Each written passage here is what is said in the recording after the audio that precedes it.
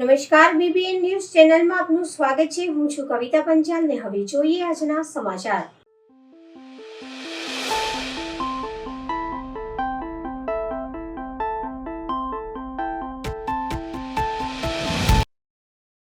નિસહાય blind charitable trust દ્વારા આયોજિત Louis બ્રેઇલના જન્મદિવસને વિશ્વભરમાં વિશ્વ બ્રેઇલ દિવસ તરીકે ઉજવવામાં આવે છે। આ પાવર અવસર પર નિમિત્તે વડોદરા શહેરમાં વિશ્વ બ્રેઇલ દિવસ ઉજવણી કાર્યક્રમનું આયોજન કરવામાં આવ્યું।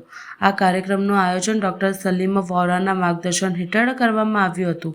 દિવ્યાંગજનોને સશક્ત બનાવવા અને સામાજિક સેવા પ્રવૃત્તિઓને પ્રોત્સાહન આપવાના હેતુથી આયોજિત આ કાર્યક્રમ વારસિયા સ્થિત લીલાશાહ હોલ ખાતે સફળતાપૂર્વક યોજાયો। કાર્યક્રમ દરમિયાન વિવિધ પ્રવૃત્તિઓ યોજવામાં આવી હતી, જેમાં દિવ્યાંગજનો માટે બ્રેઇલ વાચક સ્પર્ધામાં ઉત્કૃષ્ટતા પ્રદર્શન કરનાર સ્પર્ધકો માટે ઇનામ વિતરણ સમારંભ, કાર્યક્રમને સહયોગ આપનાર દાતાઓની સન્માન સમારોહ તેમજ હાજર સૌ માટે ભોજન વ્યવસ્થા કરવામાં આવી હતી। આ કાર્યક્રમ દ્વારા બ્રેઇલ લિપિનું મહત્વ ઉજાગર કરવામાં આવ્યું હતું।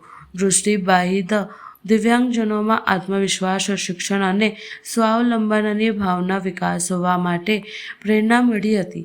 સમાજના વિવિધ વર્ગોના લોકો, સમાજસેવીઓ અને દિવ્યાંગજનોની મોટી સંખ્યામાં ઉપસ્થિતિ સાથે કાર્યક્રમ ખૂબ જ ઉત્સાહપૂર્વક વાતાવરણમાં સંપન્ન થયો। આજે લીલાશાહ હોલ ખાતે વારસિયામાં બ્રેઇલ લિપિના શોધક જે અંધજનો વાંચી લખી શકે છે એના શોધક લુઈની જન્મદિવસ અમે ઉજવીએ છીએ। વારસિયા ખાતે આવેલ આ હોલમાં અંધજનો માટે બ્રેઇલ વાંચન હરીફાઈ, ઇનામ વિતરણ તથા લંચની વ્યવસ્થા કરવી છે। લગભગ 50 અંધજનોએ આમાં ભાગ લીધો છે। આજે વારસિયા લીલાશાહ હોલ ખાતે વિશ્વ બ્રેઇલ દિવસ નિમિત્તે અંધજનો માટે બ્રેઇલની વાંચન સ્પર્ધા રાખવામાં આવી છે અમારા સંસ્થા દ્વારા। શું આજે કેવી હરીફાઈ રાખવામાં આવી છે? બ્રેઇલની વાંચન સ્પર્ધાની હરીફાઈ છે અને ઘણા બધા અંધજન બાળકો આવ્યા છે અને જે પણ એમાં સારું એક હશે એમને ઇનામ વિતરણ પણ આપવામાં આવશે। કેટલી સંખ્યામાં ઉપસ્થિત રહ્યા? 50 અંધજનો હાજર છે। નીતવા રાવલ। રક્તદાન શિબિરનો મુખ્ય હેતુ જરૂરિયાતમંદ દર્દીઓને સમયસર રક્ત ઉપલબ્ધ કરવાનો છે। લક્ષ્મી ચેરિટેબલ ટ્રસ્ટ દ્વારા છેલ્લા 23 વર્ષોથી સતત વિશાળ રક્તદાન શિબિરનું આયોજન કરવામાં આવી રહ્યું છે અને આ વર્ષે 24મા વર્ષમાં પ્રવેશ કર્યો છે। દર વર્ષની જેમ આ વર્ષે પણ જાન્યુઆરી મહિનાના પ્રથમ રવિવારે આ રક્તદાન શિબિરનું આયોજન કરવામાં આવ્યું હતું। આ શિબિરમાં દર વર્ષે સરેરાશ 300થી વધુ યુનિટ રક્તદાન થતું હોય છે, જે શહેર તથા આસપાસના વિસ્તારોથી બ્લડ બેંકો માટે મહત્વપૂર્ણ સાબિત થાય છે। આયોજકોએ જણાવ્યું કે યુવાનો, સામાજિક સંસ્થા અને સ્વયંસેવકોના ઉત્સાહભર્યો પ્રતિસાદ મળી રહ્યો છે, જેના કારણે આ શિબિર સફળ બની રહી છે।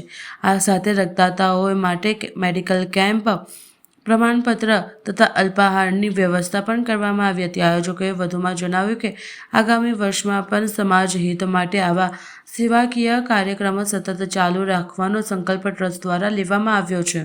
લક્ષ્મી ચેરિટેબલ ટ્રસ્ટ દ્વારા આજે 24મો રક્તદાન શિબિર કરવામાં આવેલ છે અને અહીંયા બધા લોકો બહુ જ ઉત્સાહથી દર વર્ષે રક્તદાન કરીએ છીએ અને વર્ષ દરમિયાન જેને પણ રક્તની જરૂર પડે છે અમે લોકો બધાને રક્ત ઉપલબ્ધ કરાવીએ છીએ। કેટલા વર્ષોથી કરો છો? કેટલું રક્તદાનનું તમારું? 24મું વર્ષ છે આ અને 300 બોટલની આજુબાજુ દર વર્ષે રક્તદાન થાય છે।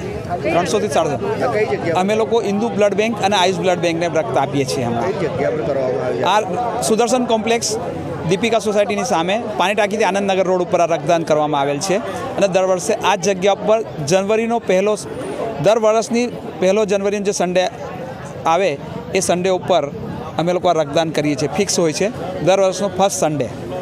શું નામ આપણું? જીતેન્દ્ર કોઠારી। સમયાંતરે પોલીસ સાથે નાગરિકોના ઘર્ષણની ઘટનાઓ અને વિડીયો સામે આવતા હોય છે. વડોદરામાં પણ ગઈકાલે આવું એક વિડીયો સામે આવ્યો હતો.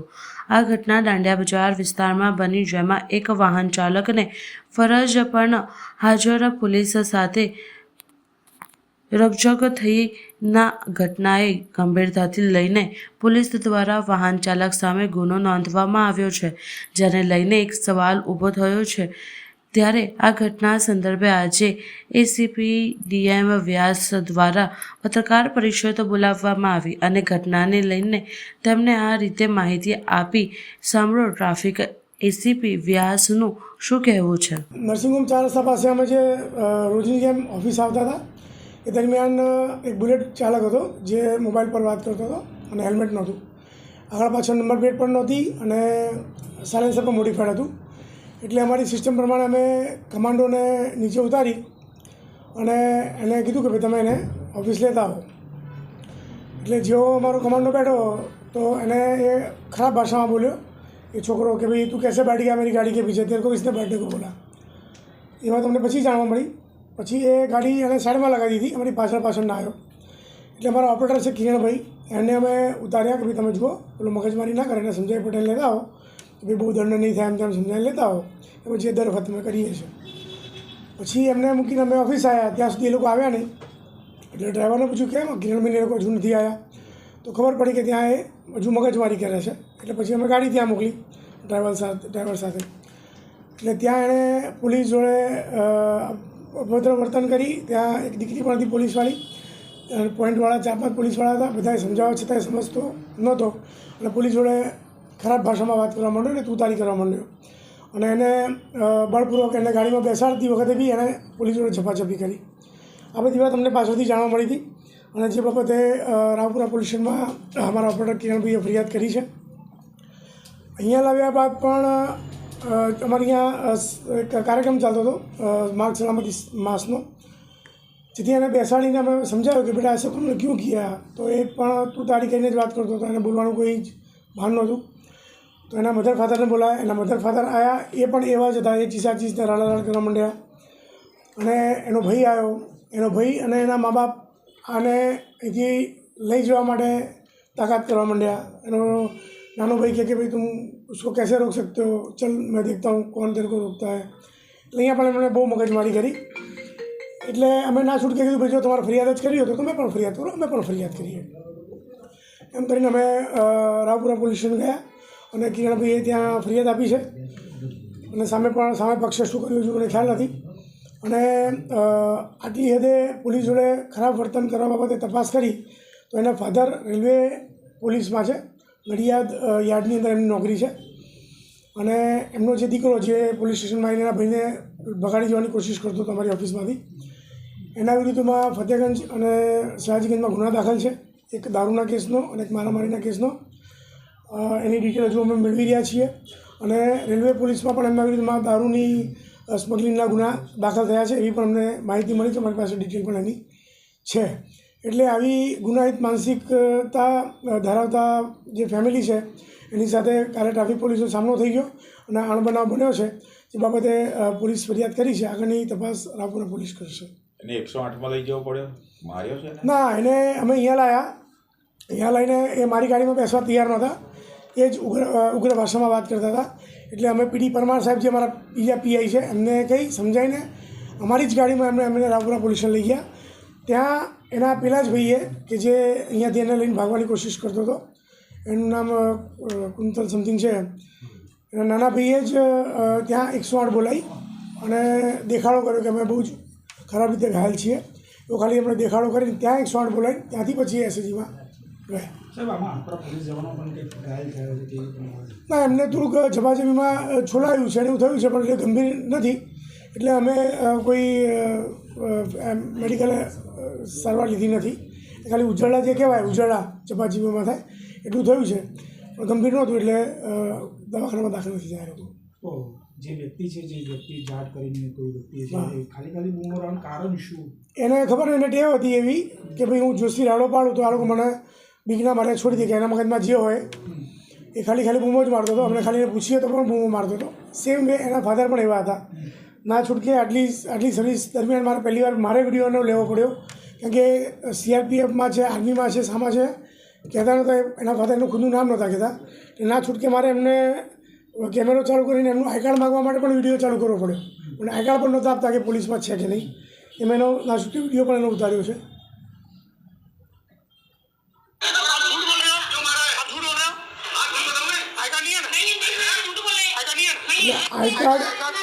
આઈ કાર્ડ બતાવવાની પણ એ ના પાડતા હતા. પછી અમે માહિતી મેળવી કે રેલવે પોલીસમાં છે.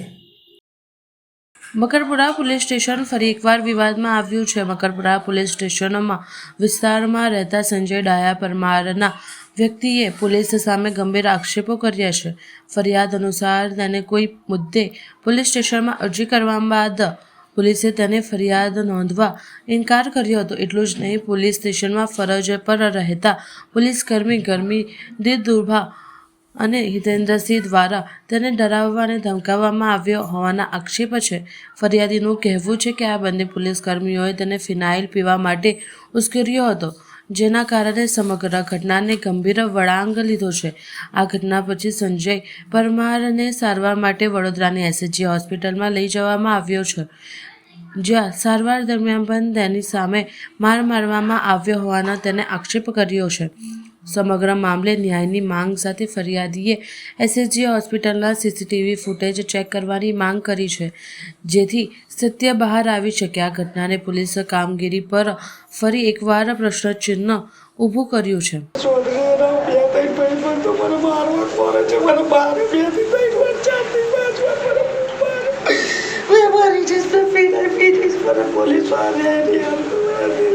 ટેડા પૈક્યા બોલે છે મને પોલીસ, મેં બાતની નહીં આલી. મને કે તું એ પોલીસ વાહન બાતની આલીશ. મેં પોલીસ વાહન ઓળખતો નહીં, મેં કોઈને જાણતો નહીં, કોઈની બાતની નહીં આલી. લોકો મને કે ટેડા પૈક્યા તું એ મારી બાતની આલી છે. મેં કોઈની નહીં આલી. મને ફૂલદારા સાહેબનું નામ લે. ફૂલદારા સાહેબ મેં કોણ છે મેં નહીં ઓળખતો.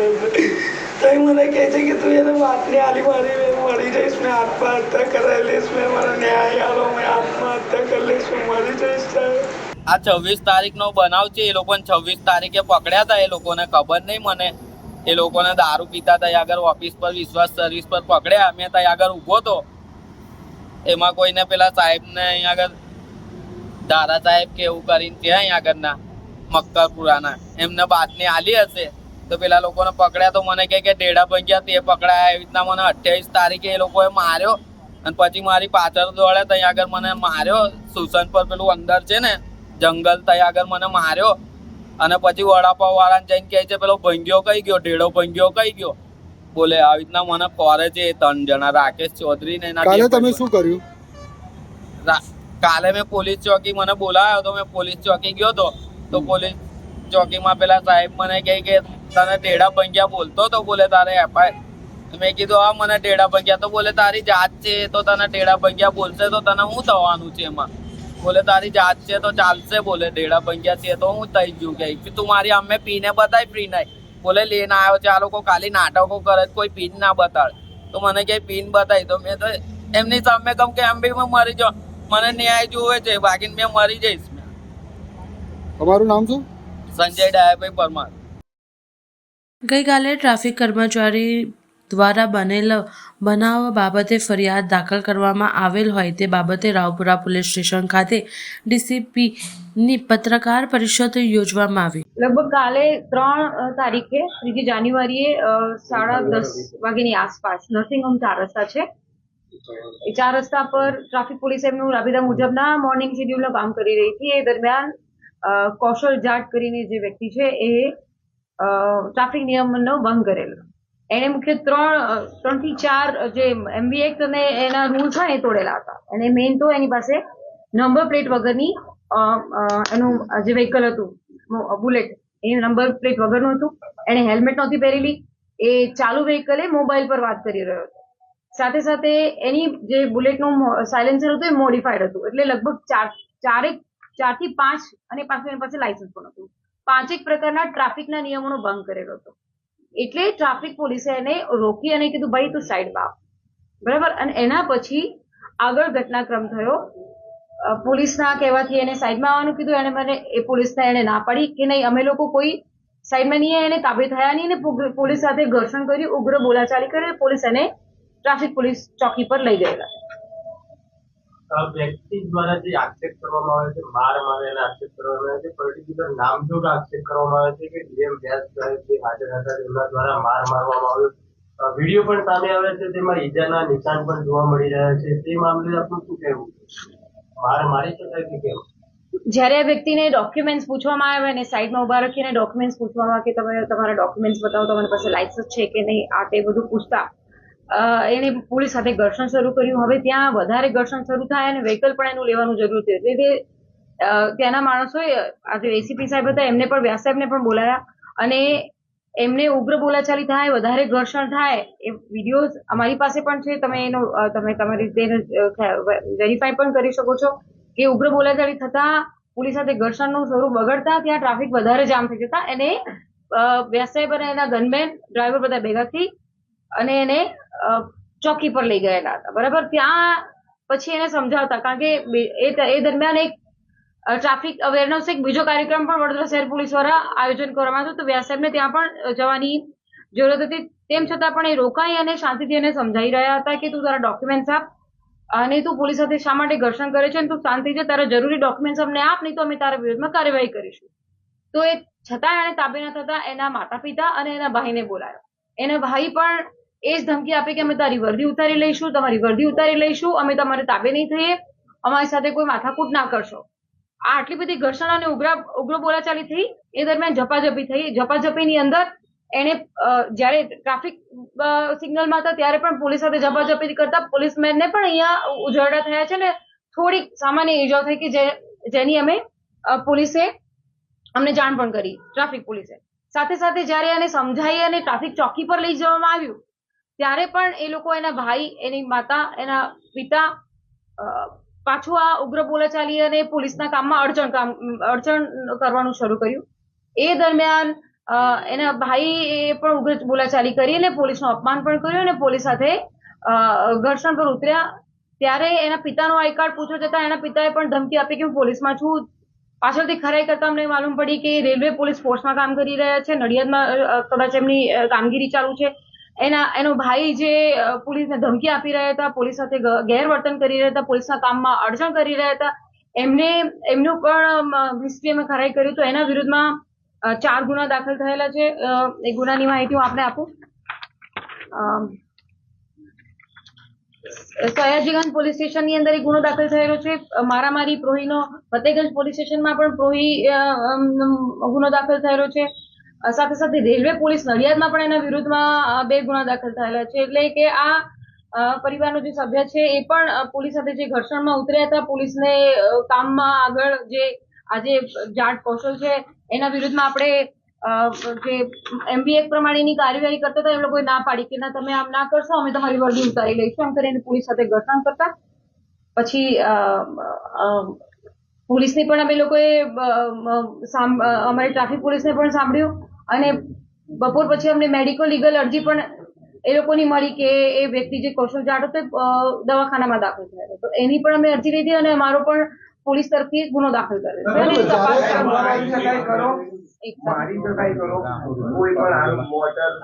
એક્ટના જે ગુના જે તમે કીધું કે ટ્રાફિકના નિયમોનો ભંગ કર્યો છે એમાં ઈજાગ્રસ્ત હાલતમાં સયાજી હોસ્પિટલ લવાતો અને ખૂબ માર મારેલો એ વાત બિલકુલ ગ્રાહ્ય નથી રાખતી, કારણ કે અમારી પાસે અત્યારે હાલ SSG હોસ્પિટલનો મેડિકલનો ડોક્ટરનો સાઇન કરેલો રિપોર્ટ છે, જેની અંદર ડોક્ટર એવું લખીને આપે છે એક્સરે વિભાગ છે, ઓર્થો વિભાગ છે, સર્જરી વિભાગ છે, સીટી સ્કેન પણ કર્યું, એની ડિટેલ તપાસ કરી આરોગ્ય વિભાગ દ્વારા સરકારી હોસ્પિટલ દ્વારા નો એબનોર્માલિટી ડિટેક્ટેડ, કોઈ જ પ્રકારની એવી ગંભીર ઈજાઓ થઈ નથી. પોલીસની કોઈ પ્રકારની ઈજાઓનો રિપોર્ટ મેડિકલ રિપોર્ટમાંથી આવ્યો.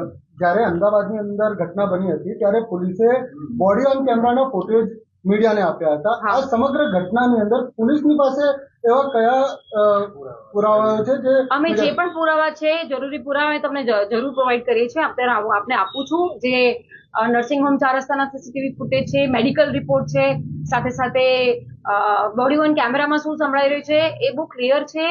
જ્યારે પણ પોલીસ 4 રસ્તા પર ઊભી હોય છે, ટ્રાફિકના નિયમોનું પાલન કરાવડાવતી હોય છે.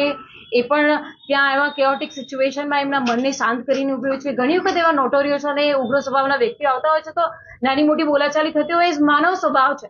છતાં પણ પોલીસે ખૂબ સંયમ રાખીને પ્રયત્ન કર્યો અને પોલીસ ચોકી પર લઈ જઈને પણ સમજાવવામાં આવ્યો કે એના ડોક્યુમેન્ટ્સ આપી દે, વેરીફાઈ કરીને એના વિરુદ્ધમાં નાનો MV એક્ટનો ગુનો છે એ પ્રકારની કાર્યવાહી કરી અને અમે એને સમજાવવામાં, પણ છતાં પણ તે ઉગ્ર ઉચ્ચ અધિકારી સાથે પણ એમને માથાકૂટ કરી, પરિવારને પણ બોલાયા, પરિવાર સાથે પણ અમે એમને સમજ કરી રહ્યા હતા, છતાં પણ પરિવાર પણ નહોતો સમજતો. પરિવારનો પણ એવો જ બેકગ્રાઉન્ડ અમે અત્યારે હાલ ચકાસ્યો તો લાગ્યું કે આ ઘણા બધા ગુનાઓમાં પરિવાર પણ સંકળાયેલો છે.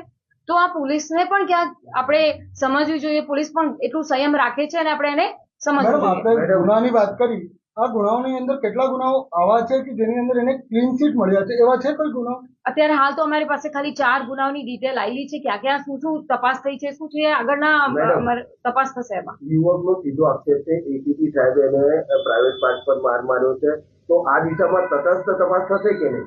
બિલકુલ તટસ્થ તપાસ થઈ રહી છે, કારણ કે આ તપાસ છે રામપુરા પોલીસ સ્ટેશનના સિનિયર પોલીસ અધિકારી કરી રહ્યા છે. સાથે સાથે મેડિકલ રિપોર્ટ શું કહે છે એ પણ મોટી વસ્તુ છે. એના આધારે તપાસ થઈ રહી છે. હા, એની ફરિયાદ અમે લોકો એની અરજી અમે લીધી છે. અરજીના આધારે જો કોઈ એવું અને બીજા એવિડન્સ અમને મળશે તો બિલકુલ એની પણ FIR લોન્ચ કરવામાં આવશે પોલીસના વિરુદ્ધ. મેડમ, જે ટ્રાફિક શાખા છે અથવા તો જે પોલીસ જોડે એવિડન્સ છે, ટ્રાફિક શાખામાં એવું કેવું છે કે આજે મને માર માર્યો છે અંદર લાગે, ત્યાં તો કોઈ CCTV જેવું છે નહીં. પણ સૌથી મોટો રિપોર્ટ છે મેડિકલ રિપોર્ટ. હું તમને આજે અંદર માર્યું તો તમે એવી ગંભીર ઈજા હોય તો ડોક્ટર તો કહેશે કે તમને માર પડ્યો છે. ડોક્ટરના ક્લીન સર્ટિફિકેટ અમારી પાસે છે. 3 ડોક્ટરોએ સર્ટિફિકેટ આપે છે, સર્જરી વિભાગે આપ્યું. ખબર નહીં, પણ સ્થળ પર હાજર જ્યારે એના વિડીયો જે બતાવી રહ્યા છે ને એમાં એને ગંભીર રીતે માર લાગેલો ક્લિયર દેખાય છે. એ બાબતે શું કહેશો? હું ડોક્ટરના રિપોર્ટને સાથે તમારી સાથે રજૂ થઈ છું કે ડોક્ટર જે કહી રહ્યા છે, સરકારી ડોક્ટર જે કહી રહ્યા છે એ આધારે એવી કોઈ જબરજસ્ત એને કોઈ ઈજા નથી થઈ. હું આપને કહી રહી છું કે આ ઘર્ષણ થયું છે. સામાન્ય બંને પોલીસને પણ નાના ઉઝરડો પડે છે, એની સાથે પણ એ લોકોએ ઝપાઝપી નથી કરી. જે વિડીયોમાં દેખાઈ રહ્યા છે, આપણે તમને વિડીયો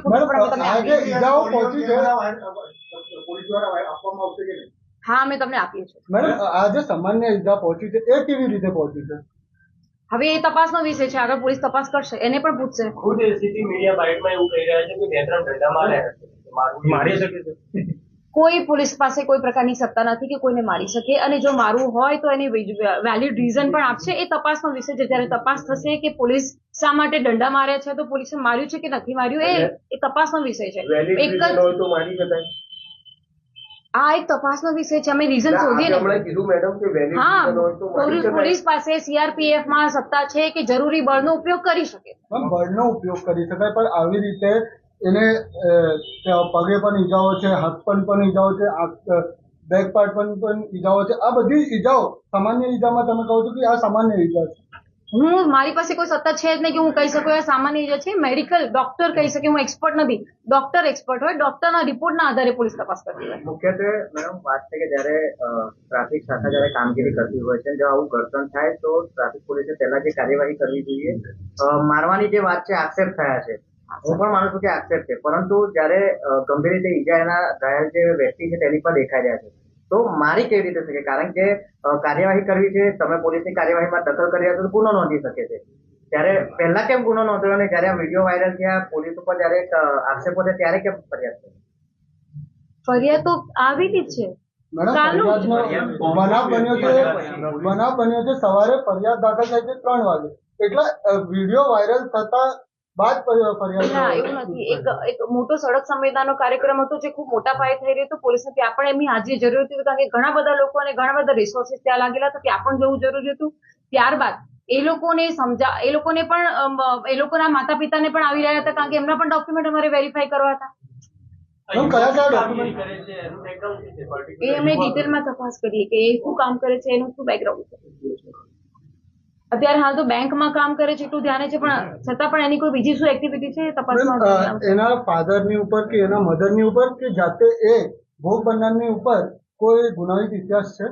મેં આપને કીધું ને, એના નાનો ભાઈ છે, એના માતા પિતા ને એના ભાઈના વિરુદ્ધમાં. ત્યારે આ ઘર્ષણ બન્યું બરાબર, ત્યારે રાવપુરા કેમ લઈ આવ્યા, એમને કેમ ટ્રાફિક શાખા લઈ ગયા?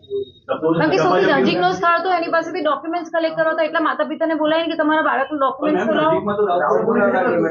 તો રાવપુરા ઝપાઝપી થઈ પોલીસ જોડે તો રાવપુરા કેમ મિલાયા? કારણ કે પહેલા ટ્રાફિક શાખામાંથી ગુનો દાખલ કરવાનો સબ્જેક્ટ હતો. અહીંયા રાવપુરા લાવવામાં આવે ટ્રાફિક વિસ્તારમાં બન્યો તો પોલીસ સ્ટેશનમાં લાવવામાં આવે ટ્રાફિક રાવપુરા પોલીસ સ્ટેશનને આ સમગ્ર ઘટના ક્યારે ખબર પડી? આ મેં તમને આખો ઘટનાક્રમ કીધો છે. રાવપુરા પોલીસ સ્ટેશન પાસે આવ્યું. તમે આટલું બધું ઇન્વેસ્ટિગેશનનો બહુ ડિટેલ ના કરશો ભાઈ. મેડમ મીડિયાનું કામ છે સ્પષ્ટતા હું આપને સ્પષ્ટતા જાણવાની કોશિશ 12 12 ની હકીકત જાણવા હું તમને કહું છું 12 12:30 ની આસપાસ પોલીસને ખબર પડી. ટ્રાફિક ચાલક કેમ થઈ ગયા? એ ખાલી એ ટ્રાફિકનો વિષય છે. પહેલા ટ્રાફિકનું ડિટેલ બે પાર્ટી છે, બરાબર? બે પાર્ટી છે. ટ્રાફિક પોલીસ ચોકી પણ હોય છે ને, એ પણ કાર્યરત છે ને. અહીંયા ટ્રાફિકને પણ પોતે સમજવું પડે કે શું ઘટના થઈ. એસીપી સિનિયર ઓફિસર છે, એ પણ સમજે ને કે મારી સાથે અમારા પોલીસ સાથે શું બનાવ થયો છે, સામેવાળા સાથે શું બનાવ થયો. જો કોઈ ક્રાઇમ બન્યો હોય તો અહીંયા લાવે ને, તરત જ નહીં આવે. બે પક્ષને તો સાંભળે ને. આપણે પણ કોઈ નાની મોટી એ મેડિકલ સર્ટિફિકેટ રજૂ કર્યો, એ નક્કી થશે ને ભાઈ.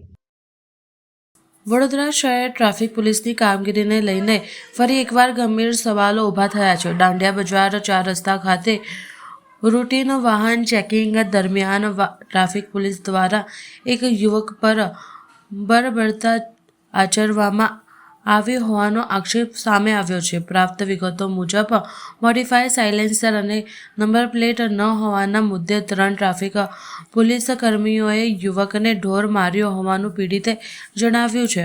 મારાની સાથે યુવક અધમુવો બન્યો હતો. આ ઘટના બાદ યુવકને પોલીસ વાહનમાં બેસાડી ટ્રાફિક મથકે લઈ જવામાં આવ્યો હતો, જ્યાં હાજર અધિકારીએ પણ માર માર્યાનો આરોપ પીડિતે લગાવ્યો છે.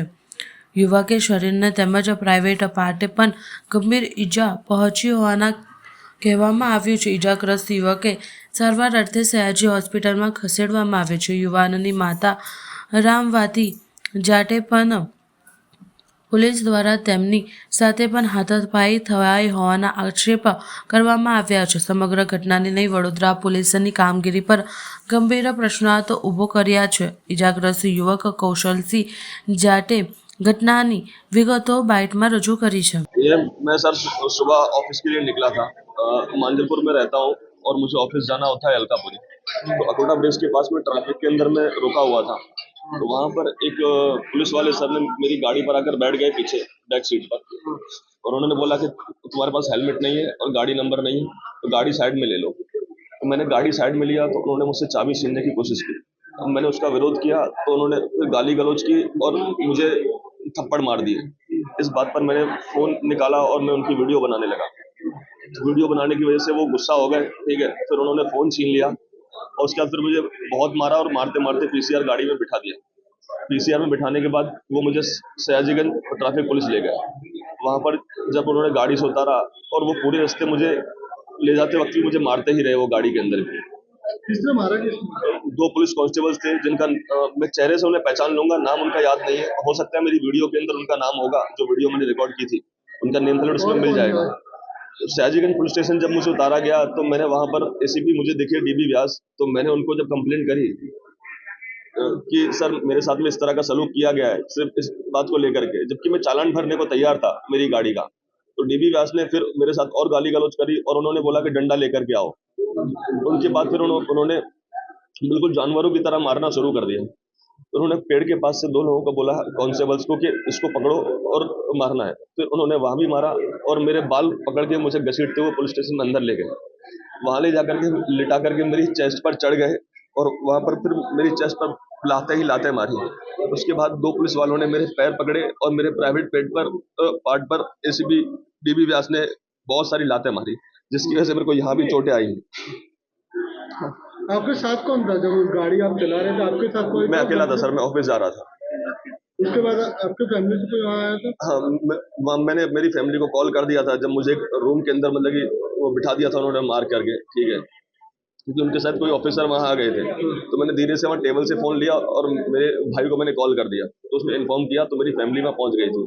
मेरी फैमिली जब वहाँ पहुँची तो फिर मेरी मम्मी ने जब कॉल करने के लिए अपना फ़ोन यूज़ किया तो मेरी मम्मी के साथ भी डीबी व्यास एसीपी ने हाथापाई करी, उनके हाथ में भी चोटें आई हैं इस बात को लेकर के। आपका नाम क्या? मेरा नाम कौशल सिंह जाट है सर। अब मुझे इतना बस जानना है सर कि मतलब कि ऐसा मैंने क्या गुनाह किया था कि मतलब कि मैं बाइक बहुत तेज चला रहा था या फिर मतलब कि मैं कोई ऐसा मानवीय व्यवहार कर रहा था। मैंने गाड़ी साइड में उनके कहने पर रोक भी दी थी, मैं चालान भरने को भी तैयार था। आपने किसी पुलिस अधिकारी को इस चीज की जानकारी दी? डीबी व्यास वही उच्च अधिकारी थे उस वक्त। मैंने जब उनको इस चीज बताई, जब मुझे गाड़ी से उतारा गया सयाजीगंज पुलिस स्टेशन और ट्रैफिक पुलिस के वहाँ, तो उन्होंने उल्टा मतलब कि मेरा साथ देने के बजाय उल्टा मारना शुरू किया और सभी से कहा कि मतलब इसके हाथ पैर पकड़ो, ठीक है इसकी वीडियो बनाने की हिम्मत कैसे हुई। फिर उन्होंने बोला कि अपने फ़ोन का पासवर्ड बताओ, वो वीडियो हमें डिलीट करना है। जब मैंने फ़ोन का पासवर्ड नहीं बताया तो फिर उन्होंने और ज़्यादा मारा। मेरा नाम कौशल सिंह जाट है सर।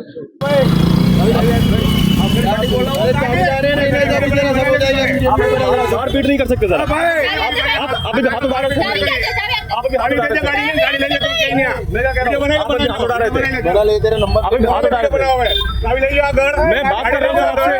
आप मैं रिस्पेक्ट करता हूँ, आप भी पुलिस में मेरे सर मैं गलत गाड़ी ले लो, आप ले लो गाड़ी। मैं क्या कह रहा हूँ, मेरी बात सुन लेंगे। प्रेम की गाड़ी ले लो। मेरे फादर भी आते हैं सर, मैं रिस्पेक्ट से बात कर रहा हूँ। ये मेरे फादर भी रिस्पेक्ट से बात कर रहा हूँ। मारने की बात कर रहे हैं सर, कोई थप्पड़ नहीं मारता उन्होंने। आप गाड़ी ले लीजिए, कलाक के लपड़े गाड़ी ले लिया, गाड़ी ले वीडियो बनाएगा तू गाड़ी ले ले पहला, गाड़ी ले ले सर प्लीज, गाड़ी ले ले पहला तू, मेरी बात सुनिए, गाड़ी ले ले प्रेम की, गाड़ी ले ले भाई तू, गाड़ी ले ले चल। मैडम ये पल्लवी मैडम नंबर प्लेट नहीं मॉडिफाइड साइलेंसर से है, चालू फोन में आता तो साहब कही दिया साहब कीधું કે मैं क्या कह रहा हूं, नंबर प्लेट ટુરિઝમ વિભાગે અગમ્ય કારણોસર વડોદરાને પતંગોત્સવના લિસ્ટમાંથી બાયકાત રાખતા સાંસદ હેમાંગ જોશીએ કરી રજૂઆત। આખરે સરકારે વડોદરામાં નવલખી ખાતે દર વર્ષની જેમ આંતરરાષ્ટ્રીય પતંગ ઉત્સવના આયોજનને આપી મંજૂરી। સાંસદ ડૉક્ટર હેમાંગ જોશીની રજૂઆત બાદ ભૂલ સુધારી ડૉક્ટર હેમાંગ જોશીએ આપી માહિતી। પતંગોત્સવના આયોજન માટે કલેક્ટર કમિશનર સાથે ટુરિઝમ વિભાગ સંપર્કમાં। તારીખની જાહેરાત મંગળવાર સુધી થઈ જશે। ગઈકાલે આપના જાગૃત મીડિયા તથા ઘણા બધા પતંગ રસિકોના માધ્યમથી મારી પાસે આ રજૂઆત આવી હતી કે વડોદરાની અંદર વર્ષોથી યોજાતો કાઇટ ફેસ્ટિવલ કે જે સરકારશ્રી દ્વારા એમના સહયોગથી આ કાઇટ ફેસ્ટિવલ યોજાતો હોય છે, એ કાઇટ ફેસ્ટિવલની અંદર આ વખતના જેટલા પણ લોકેશન છે એમાં વડોદરાને બાકાત રાખવામાં આવ્યું છે। આ બાબતે મેં વિભાગને જાણ કરી અને એમની સાથે ટેલિફોનિક ચર્ચા કરી અને જે ઉચ્ચ અધિકારીશ્રીઓ છે તેમના સહયોગથી મેં એમને કહ્યું કે વડોદરા એક એવી સંસ્કારી નગરી છે, સાથે સાથે ઉત્સવોની પણ નગરી છે અને વર્ષોથી ઇન્ટરનેશનલ કાઇટ ફ્લાયર્સ પણ નવલખી મેદાન ખાતે આવી અને પોતે કાઇટ ફ્લાઇંગ કરતા હોય છે, ત્યારે વડોદરાની અંદર આ ઉત્સવ કન્ટિન્યુ રહેવો જોઈએ અને એની અંદર ફરી એકવાર વડોદરાનો ઉમેરો કરવા માટે મેં એમને રિક્વેસ્ટ કરી અને એક ઔપચારિક પત્ર પણ લખ્યો હતો।